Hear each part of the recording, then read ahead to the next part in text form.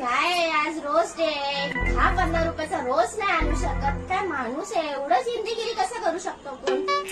नुसतं काय समजतच नाही. काय लग्न करून नुसतं पश्चाताप झालं. एक रोज नाही आणू शकत.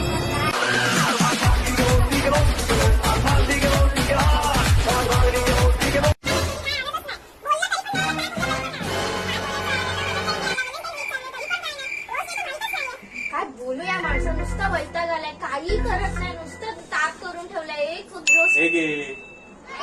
असं कसं विसरेल मी?